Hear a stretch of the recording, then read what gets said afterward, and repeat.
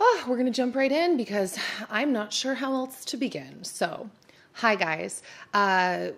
Welcome back to my channel. So today I am filming a video that I have wanted to film for a while. I've been thinking about it for a while. You already know by the title what I'm talking about, and that is pregnancy after miscarriage. So at the beginning of January, I had written out the videos that I wanted to do for the month, and one of them was this video. And to be honest, this week, once I came up on like, okay, I'm ready, let's do this. Besides the fact that this is the first good day I had all week. Like literally every day I was so sick and throwing up and nauseous and all of that. But on top of that, and I put this on Instagram, I was kind of hit with this wave of like doubt or uncertainty as to whether I was ready to talk about this, whether I wanted to talk about this yet. And I put it on Instagram, and I got quite a few of you responding to me saying that you actually really wanted to see this video and it would really bless you if I could muster the strength or figure out how to do it. And it was really, also, by the way, I should mention, if I'm bouncing, I'm on my bouncy ball, my birth ball right now. And that's because I'm having contractions, and I was sitting on the bench and I felt like they were worse the Braxton Hicks were a little more intense on the bench. I was like, I got to sit on my birth ball. So you might see me like moving around, bouncing. I'm going to try not to drive you all crazy. Anyways, I spoke to Dan after I started getting a bunch of Instagram responses back, and you know, has always, will always be like my bouncing wall for when I have ideas or if I feel nervous about something, or like, is this inappropriate for me to talk about? Is it too soon? Does it even matter? And he was just so encouraging. Yeah, just very encouraging. So this is going to be really interesting because my heart behind this is to honestly reach through the screen and hold the hands of all of you that are watching and hug those of you that need e-hugs. And I know that's not possible, but in some ways, you know, when I miscarried,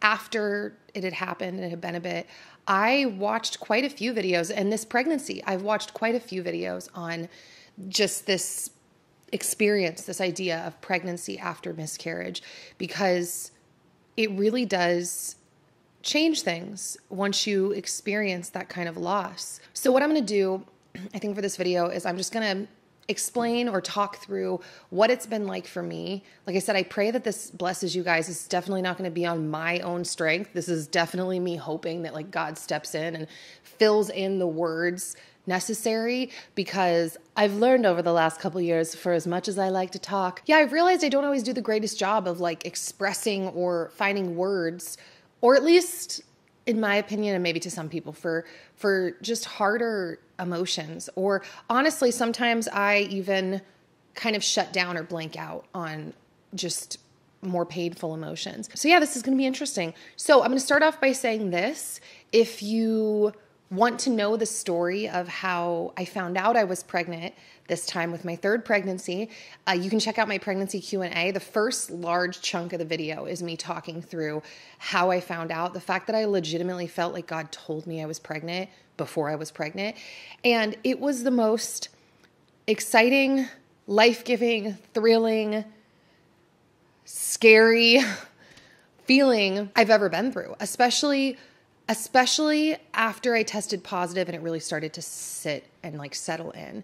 So to those of you that haven't seen my video talking about my miscarriage, which honestly, that video is why I'm sitting here today, because, well, obviously, but because when I filmed that video, I wasn't sure, like I never felt ready in the sense of I was like, is this ever going to do justice? Like what I'm trying to convey, what I experienced, what I want to help people, you know, understand or not feel alone or whatever. And so many of you guys have said that video really helped you. And so that's kind of part of my thought today. I'm just like, all right, Nikki, it's just your experience, but you don't know how God can use stories. So after I found out I was pregnant, like at first it was just elation, like, wow, like exciting. Obviously I had that background feeling of like, okay, here we go again, but that wasn't really in the forefront at first. Now, as the next couple weeks went on, I definitely, you know, someone had asked me in one of my videos, like, how do you not get scared every time you go to the bathroom, or you're not nervous every time you wipe? And while I wasn't necessarily thinking, oh, I'm nervous every time I wiped, it kind of just was there. Like it's really weird. I don't expect it, but I almost, after that happened, it was like I would feel myself preparing my heart almost like, okay, if you wipe and you see blood, like, just be ready. What does that even mean? Be ready. But that's what I would tell myself. And, if you also, in my pregnancy Q&A, I talked about this. With my pregnancy with Logan, part of the reason I knew I was going into labor when I was going into labor was because I never bled like the entire pregnancy at all. I never had spotting. I had nothing. And so once it started, it was like, okay, this is really go time. And with my miscarriage, that's kind of how I knew I was miscarrying. Now, we're going to get to that within this pregnancy because I have bled in this pregnancy 2 or 3 times and I did not miscarry. And I think it was 3 times. It was like once in 1 week and then twice in another week. And I want to say it was like either week 7 and 8 or week 8 and 9. And when I miscarried almost 2 years ago, I miscarried at 10 and a half weeks. And, I've talked about this before in that video. I don't know if this is a side note or not, but where I miscarried, like the development of my baby was exactly where the app told me, like the size that they would be. It was crazy. Anyways, I think nearing that time period, and just knowing that the beginning especially is very delicate, I really almost anticipated it every time I wiped. Now that is still, fast forward, that's still kind of a thing right now. Not to the same degree, but and this is kind of what we're going to talk about. Well, this is part of what we're going to talk about is, once you miscarry, this feeling of like, oh, that's what's happening. The certainty is taken away from you. Now, the irony is, I've mentioned this before, in my pregnancy with Logan, I felt like I was actually more in tune with this thought that like, yeah, pregnancies sometimes don't go as planned, like people miscarry. And I would say that, and people, including here on YouTube, would be like, don't speak that into existence. And I was like, I'm just saying sometimes it happens. Like I don't think that's going to happen. And then when I was pregnant the second time, it was almost like I didn't even think about that. And so I felt, honestly, I think way more blindsided than I would have felt had I miscarried, which is so weird to even think about, what makes all of this so weird and painful in the first place, because it's like, it's not just a miscarriage. That would have been Logan, and just like how any miscarriage isn't just a miscarriage, it's a person, and not to be corny. It's not corny. It's true. There's a song from Taylor Swift, who I know is super hot in the culture right now. Lots of debate. She has this song, and I don't know if it's called Bigger Than the Whole Sky, but there's a line where she says what could have been, would have been, should have been. Now, I don't know that I can say should have been, because you guys know ultimately, like, my faith, the way that I feel about a lot of things that pan out in life, and what I think about God at this point, it all kind of lends itself to this idea of essentially Romans 8:28, which is a verse in the Bible. And it's interesting because I've heard lots of people say things like, don't say that to someone when they're suffering. Like that's the last thing they want to hear. And in some ways, I totally get that. In other ways, that is actually genuinely comforting to me. It doesn't make it better in the moment. Yeah, where was I going with that? That's right, we were quoting Taylor Swift. But there is that feeling of like what could have been, would have been, should have been.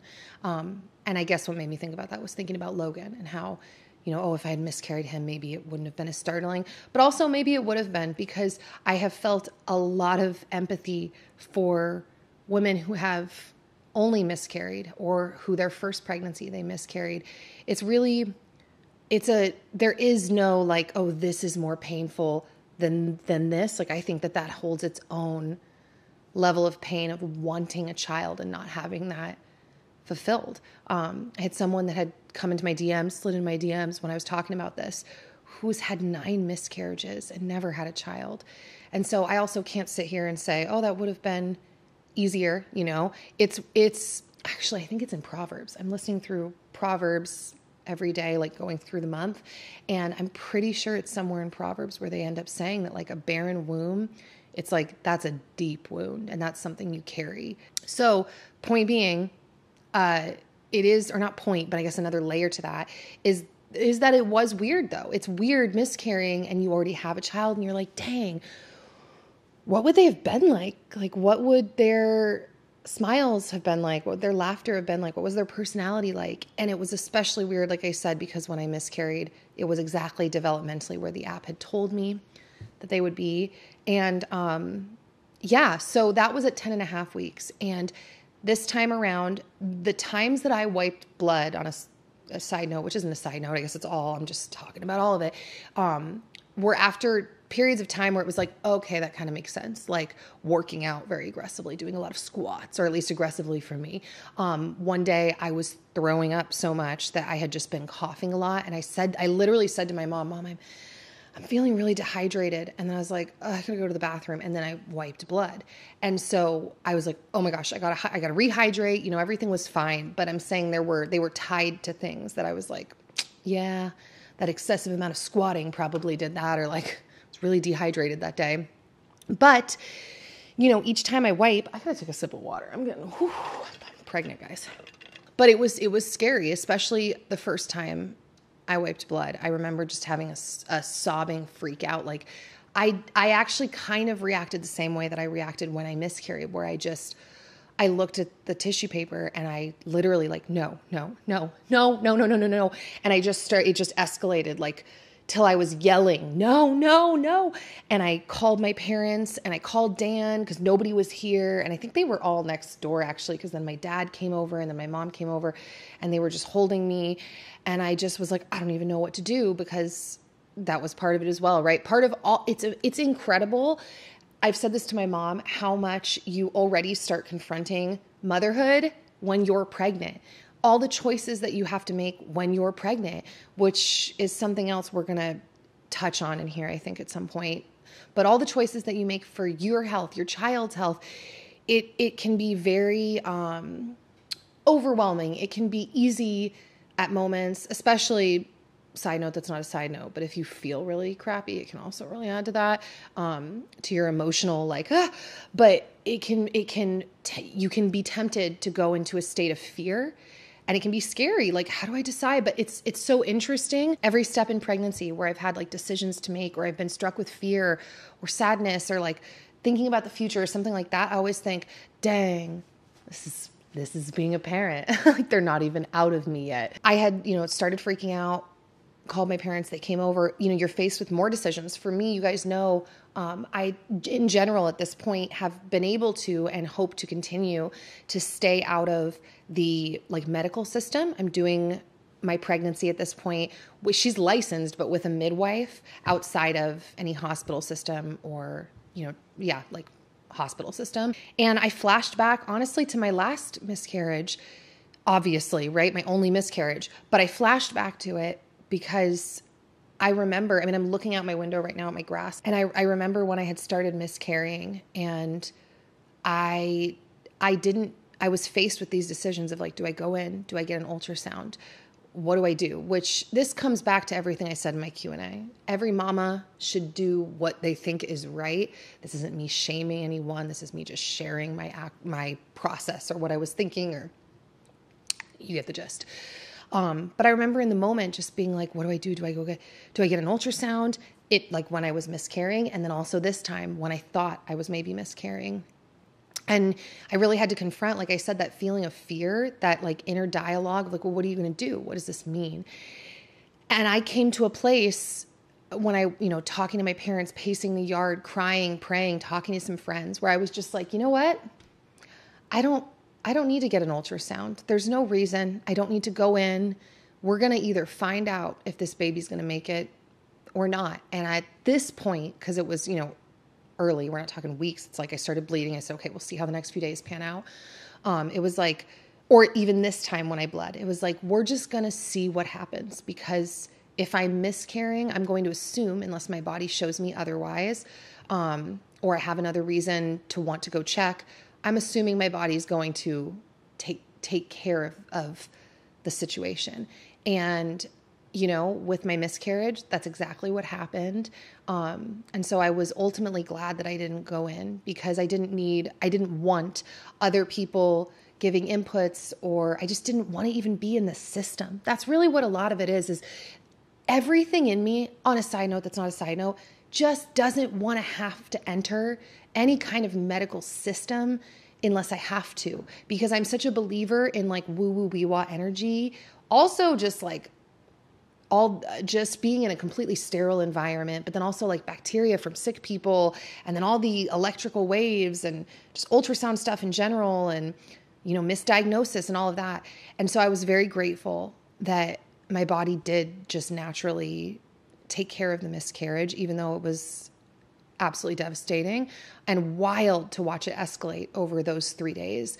But this time around, it was totally different. I had wiped and there was blood. It was very, very light blood.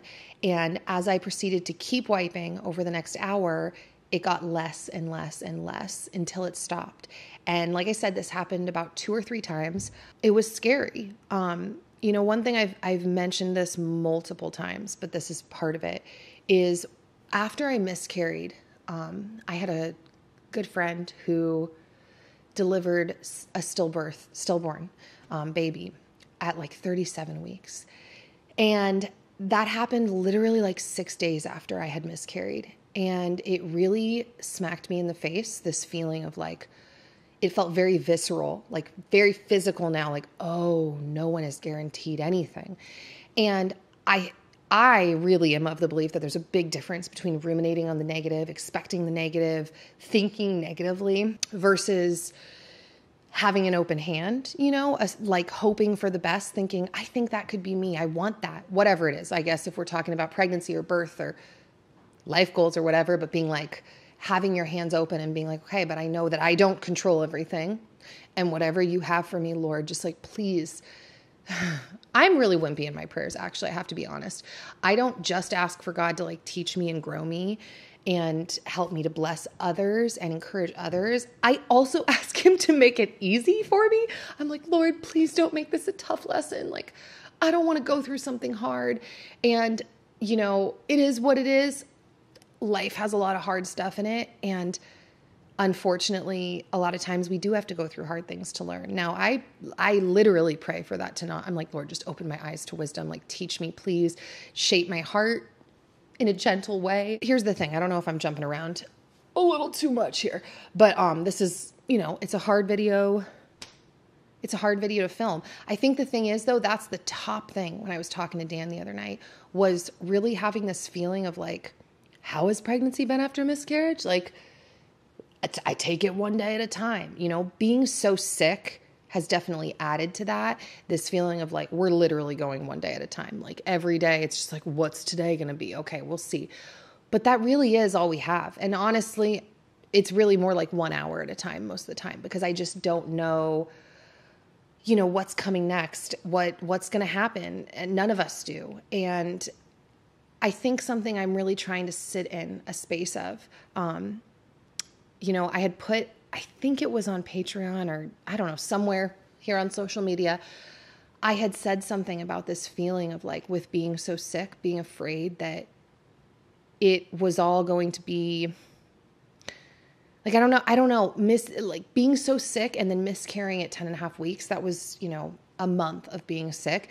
And it was so like, like not just devastating to lose the pregnancy, but also like, wow, I was really sick and this is how it ended. And I had made a comment online about like not wanting it to be worth it, but something along those lines. I'm flashing back. That's what it is. I left an anonymous comment in a forum talking about this because I felt embarrassed. And I got multiple comments back from women who like really shamed me, but not on purpose. They weren't trying to be rude, but like put me in my spot and reminded me that they were like, no, it was all worth it. Like, and they were women that had gotten much farther in their pregnancies and had stillborns. And they were like, it was worth it. It was a gift to hold that baby. And so that's also something that I'm trying to remember every day, in the midst of dealing with fear at moments, and also in the midst of discomfort from all this sickness. And I am starting to deal with more joint things the farther along I get. So that's not been super comfortable. You guys know that I have a long history of joint issues. But to remember that like every single day is literally a gift. And I mentioned this in my Q&A, for real, God is the giver of life, because being this sick has made me feel so out of control, and so much like any of my best efforts are not what's keeping this child thriving and growing. It's literally God, because I've had days and weeks where it was like, dude, I'm not keeping food down. I am so sick and I can't take prenatals or what. It's just been literally one day at a time. Oh my gosh, I'm going to make myself sick talking about it. And the whole thing has just reminded me nonstop that God is the giver of life. And honestly, every day I take any worries that I have around this pregnancy and life in general, but around this pregnancy, I take it to the Lord, and I'm honest with him. I beg him, Lord, please, please help this baby hold on tight. Like I tell him what I want, what I hope for, and I bring it to God, versus trying to just sit in my own fear. Now, I will say, not to make anyone feel bad, don't feel bad at all. Seriously, I have a layer of empath to me, even though whatever, we'll roll with that.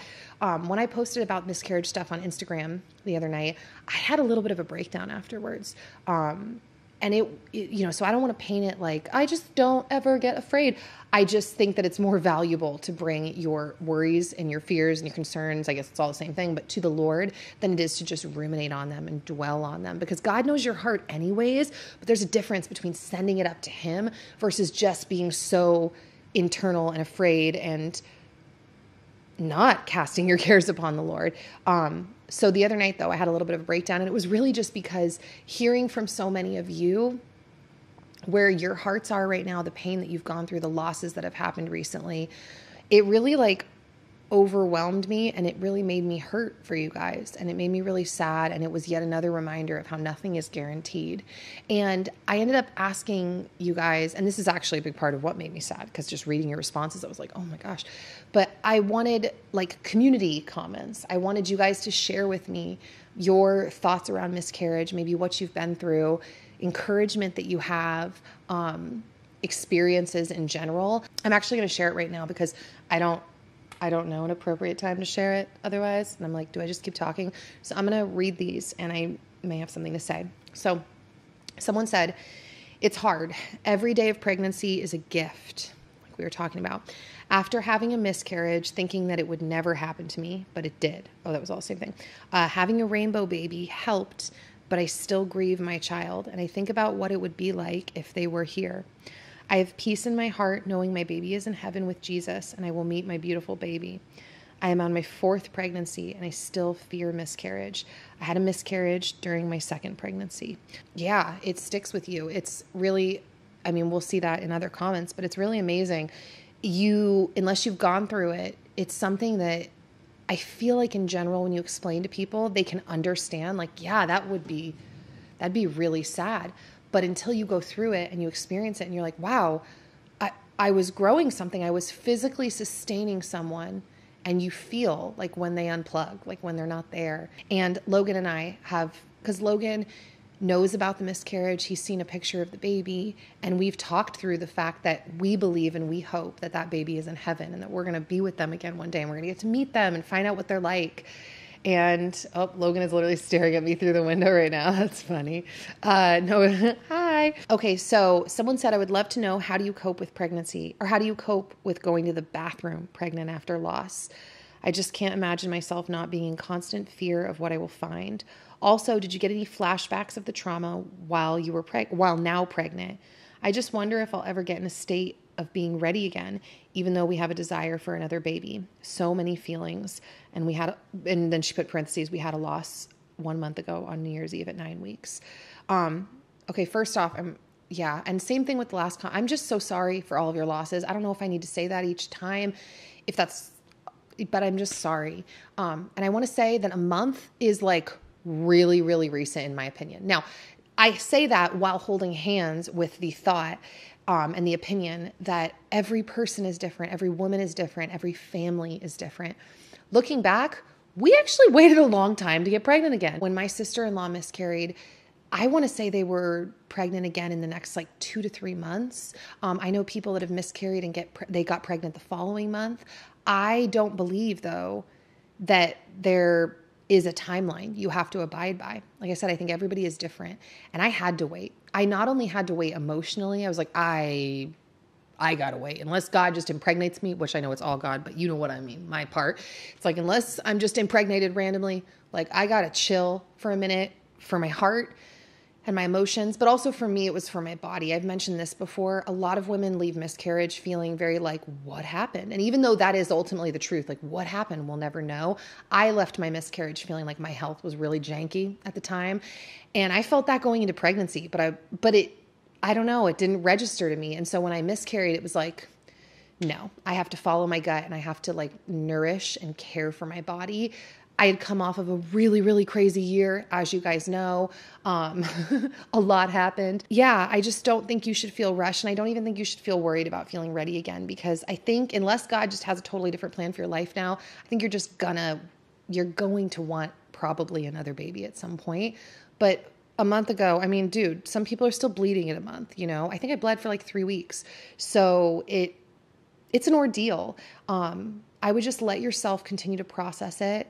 You know, I already mentioned all the stuff about going to the bathroom. I don't know that there's any way to completely get rid of it. I've watched all these videos online about, you know, everything from like Christian perspectives to just like, you know, positive thinking around mantras and like just telling yourself and reminding yourself of all these things with statistics and blah, blah, blah. And it's just like, I don't know. I try not to let myself sink into a place that is emotionally not helping or serving me or my family. And sometimes that's unavoidable, but also just because a feeling pops up, like it doesn't mean we have to ruminate on it. And it doesn't mean it's bad if the feeling pops up. Like, oh, of course I'm going to wipe. And sometimes I'm like, actually most of the time it's like, is there blood?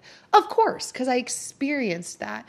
And I think once you experience something that is not, I mean, I don't know what the word would be, like abnormal, or people are like, oh, don't worry, whatever. You're just like, I've already gone through it. So now it's very real. You know, I have a friend who survived a break-in in her house, and like a person broke in to, we don't know, steal something. They were caught later and they had a bunch of like equipment as if you would be binding someone, like tape and ropes and all of this stuff.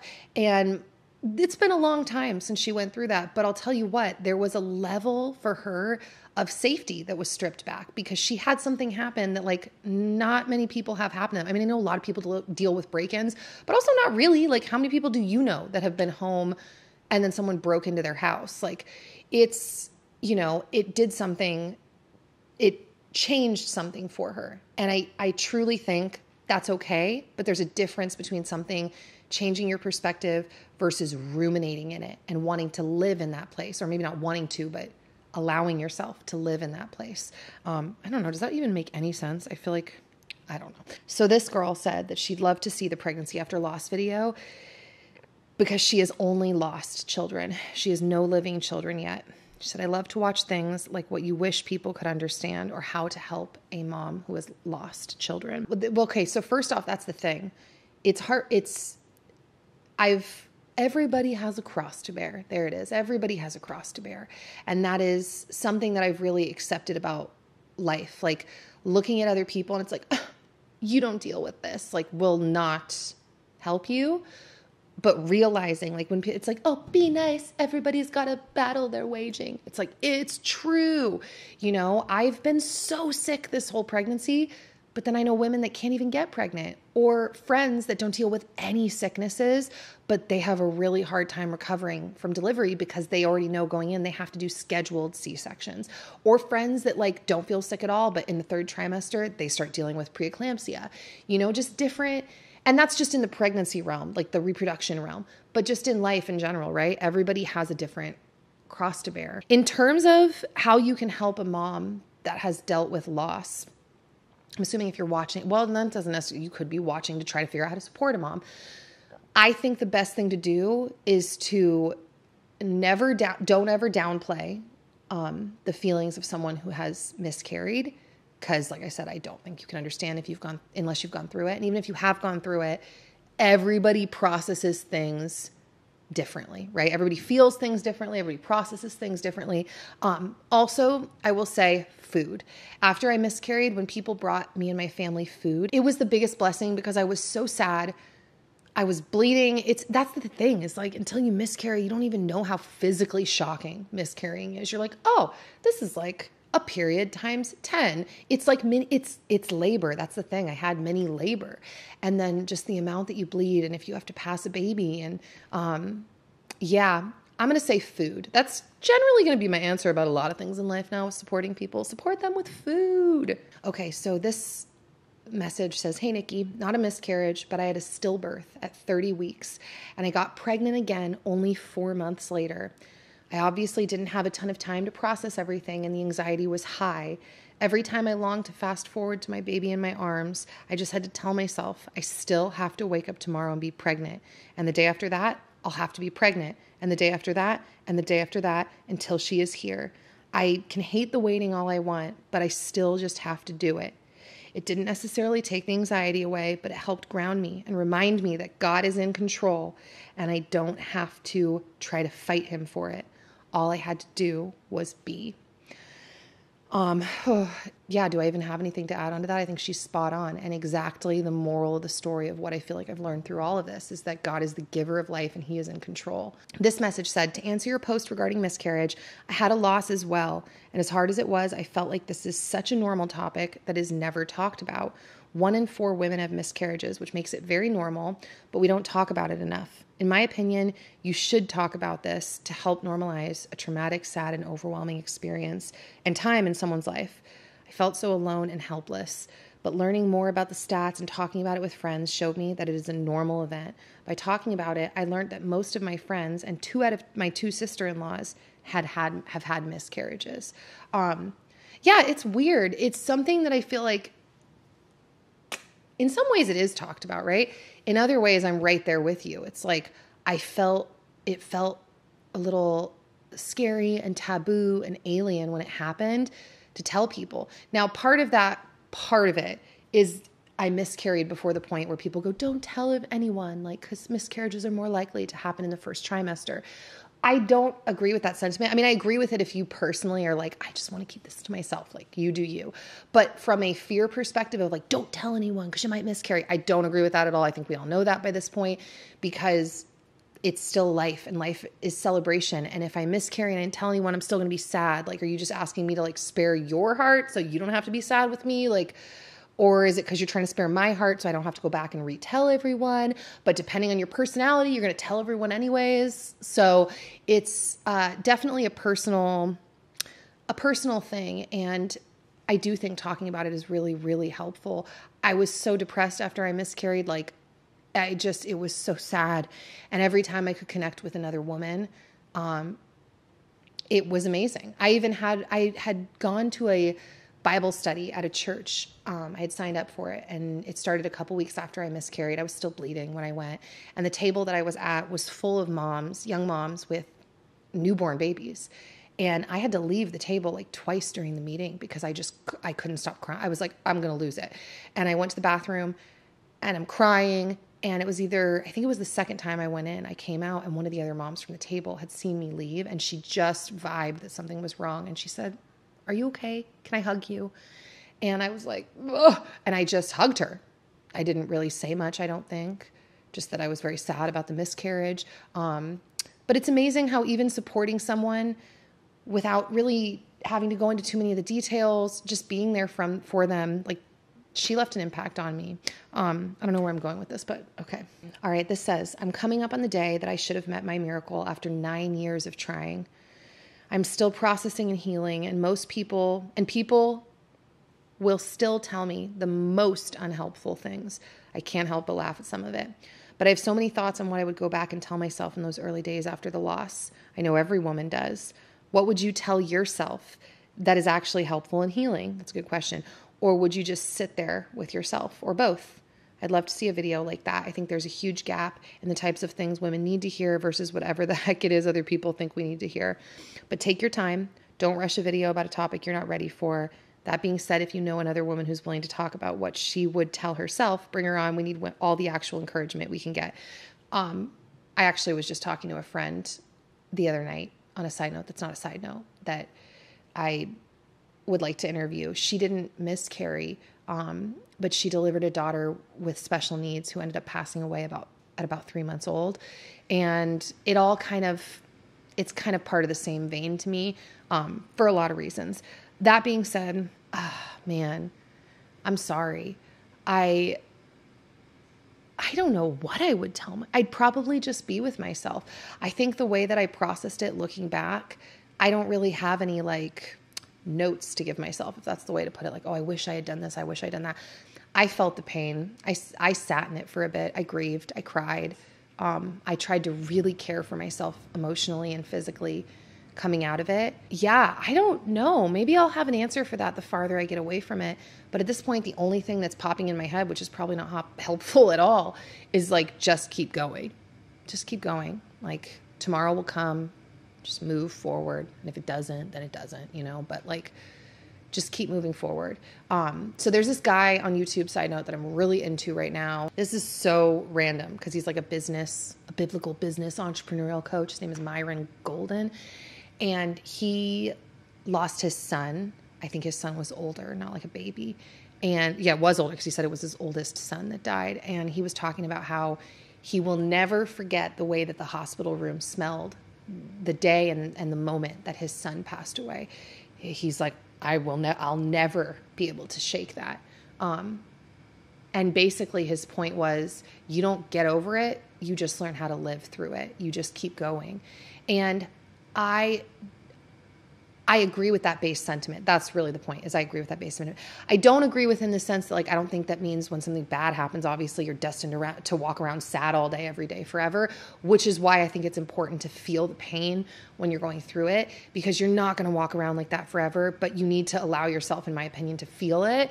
I don't know. I'm going off on a tangent now. I agree with the fact that even once you're through that intense period, like, there's a layer in your brain. It's always there. It's always going to inform, I think, a part of who you are moving forward, how you see things. And yeah, I would just say, give yourself grace, Nikki. I mean, that's literally still what I tell myself now in regards to if I'm feeling nervous, in regards to being sick all week and not being able to do anything till today. Now we're on like turbo mode. I'm like, we got to make bagels. I'm filming this video. Yeah, you just give yourself grace. That's what I would say.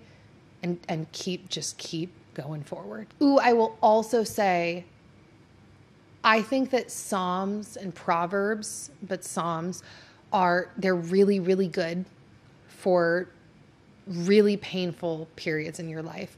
I had a couple times over the last few years since we've moved here, when we initially moved here and we were just going through the chaos of the move and all the other online stuff, insanity that was happening to us, and just how painful it all was, and then miscarrying and all of that.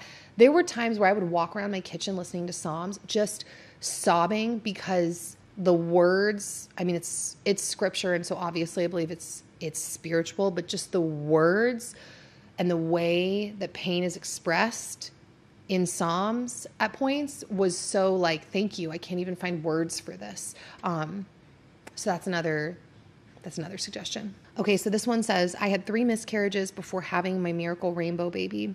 And one thing that kept me encouraged was that God does not make mistakes. We may never know why those babies went to Jesus before we could meet them, but God knows, and God does not and cannot make mistakes. I totally agree with that. And we're going to hop over faiths here. This is whatever. Just follow me. Not whatever, but I watch so many different kinds of YouTubers, guys. And some of the YouTubers I watch are Muslims. And there's this one woman, and she had a miscarriage. And she was talking about how it's amazing because, when someone is out of the belly and alive and walking around and they pass away, it's like, yeah, you'll never know. It's very sad, but we can all acknowledge like what an impact that life had on us, what they did in our lives, how we felt like so blessed by them being there. But she basically drew the conclusion, and I was like, whoa, I totally agree with this, that it's the same thing with miscarriage, that baby and their assignment, and when they were in your tummy, like, they still impacted you. They impacted you. They impacted your family, your friends. Like, people knew they were coming, and what they were there to do, and the role that they had in all of your lives, like, they still did it. And I'm probably not wording it as well as her, but there was something about that concept of like, yep, they had an impact too, just like a person outside of your belly. I was like, that is so true and undeniable. And really sad and beautiful as to like, okay, what a chapter and like what an impact that they had on all of our lives. I don't know.